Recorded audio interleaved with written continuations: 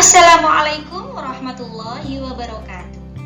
Anak-anak solih-solihah, jumpa lagi dengan Ustazah Nikmah untuk belajar bahasa Indonesia. Di video kali ini kita akan belajar penulisan kalimat yang benar. Anak-anak, pernah kan kita mengalami kesulitan memahami bacaan? Nah, sebagai orang Indonesia, pemilik bahasa Indonesia, tentulah harus bisa menggunakan bahasa kita sendiri secara benar, sehingga kalimat yang kita ucapkan atau yang kita tuliskan bisa dipahami oleh orang lain. Bagaimana penulisan kalimat yang benar atau sesuai kaidah? Ayo kita awali belajar kita dari definisi kalimat dan ciri-cirinya. Kalimat adalah satuan bahasa terkecil yang mengungkapkan pikiran yang utuh atau sempurna. Satuan bahasa terkecil adalah subjek dan predikat. Subjek yang diterangkan, predikat yang menerangkan. Contoh, tanaman ini indah. Tanaman ini sebagai subjek, indah sebagai predikat. Tanaman ini yang diterangkan, indah yang menerangkan. Jadi dalam sebuah kalimat harus ada yang diterangkan dan yang menerangkan. Sekarang kita lihat contoh yang B. Kata-kata tanaman ini indah, kita beri kata karena di awalnya. Menjadi karena tanaman ini indah. Nah, kalau seperti ini adalah keterangan alasan dengan penanda kata karena di awal. Nah, ini bukan kalimat. Nah, supaya karena tanaman ini indah memiliki fungsi dalam sebuah kalimat, maka kita harus menambahkan subjek dan predikat. Contoh, karena tanaman ini indah, saya bahagia. Subjeknya saya, predikatnya bahagia. Nah, kalau seperti ini menjadi sebuah kalimat yang ada keterangan alasannya. Nah, keterangan itu tidak harus ada, tidak wajib ada, tidak seperti subjek dan predikat.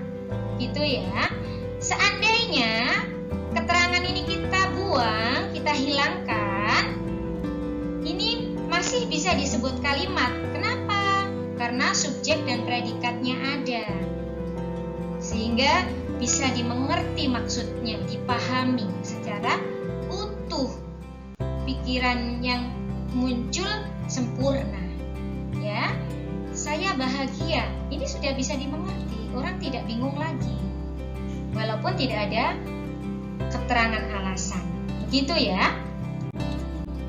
Berdasarkan contoh tersebut kita bisa menyimpulkan subjek tidak selalu nama orang atau pelaku peristiwa, tetapi subjek harus berupa kata benda atau kata yang dibendakan. Contoh, cantik itu anugerah. Cantik adalah kata sifat. Nah, ini harus diubah dulu menjadi kata benda dengan memberikan imbuhan ke dan an, menjadi kecantikan. Jadilah kecantikan itu anugerah. Nah, ini subjeknya sudah berupa kata benda yang berasal dari kata sifat cantik. Predikatnya anugerah.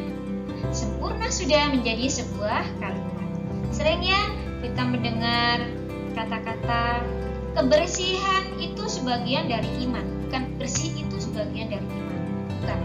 Termasuk kemerdekaan itu ialah hak segala bangsa. Bukan, merdeka itu hak segala bangsa. Nah, gitu ya.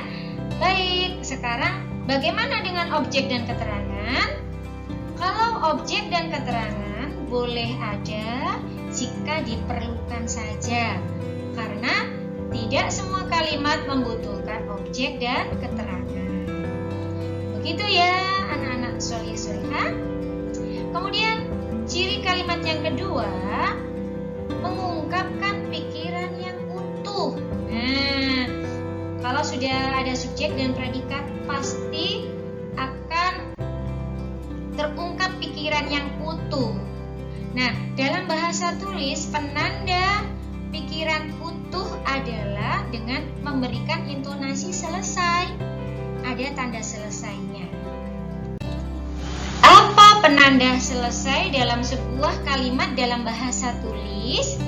Kalau dalam kalimat berita diakhiri dengan tanda titik, kalimat tanya, tanda tanya, dan di akhir kalimat perintah, ajakan, atau larangan diakhiri dengan tanda seru. Nah, yang penting lagi kaidahnya penulisannya, tanda-tanda baca tersebut ditulis setelah kata terakhir tanpa spasi. Ingat ya, tanpa spasi. Berikut berbagai macam contoh jenis kalimat. Coba anak-anak perhatikan, jenis kalimat ini bisa kita lihat dari tanda baca tiap akhir kalimat. Yang pertama, kalimat berita atau kalimat informasi. Ini pasti diakhiri tanda titik. Contoh, Sofi cantik. Sofi subjek, cantik predikat. Yang kedua, kalimat tanya pasti diakhiri tanda tanya. Contoh, siapa yang datang? Siapa predikat, yang datang subjek.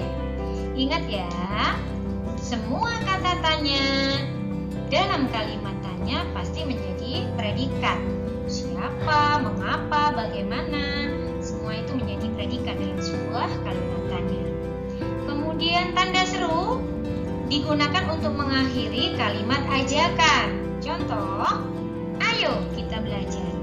Ayo interjeksi, kita subjek, belajar predikat. Diakhiri tanda seru. Kemudian tanda seru digunakan dalam kalimat perintah. Silakan makan. Nah, ini subjek dalam kalimat perintah boleh tidak dituliskan. Termasuk dalam kalimat larangan. Jangan tidur. Subjeknya juga boleh tidak dituliskan. Dalam kalimat perintah dan larangan, dimaklumi subjek tidak kita tuliskan. Begitu ya nak, semoga bermanfaat. Teori ini bisa kita manfaatkan dalam kehidupan kita sehari-hari. Orang yang membaca tulisan kita pasti akan memahami yang kita tulis, karena yang kita tulis sudah sesuai dengan kaidah bahasa Indonesia. Orang tidak akan bingung. Nah, ini juga nanti berguna sampai anak-anak sekolah di jenjang tertinggi sekalipun, yang lebih tinggi ya, ambil S1, S2, S3, teori ini pasti berguna. Gitu ya. Dalam dunia kerja pun demikian. Orang tidak bingung dengan kalimat yang kita buat. Demikian Ustazah, mohon maaf kurang lebihnya. Assalamualaikum warahmatullahi wabarakatuh.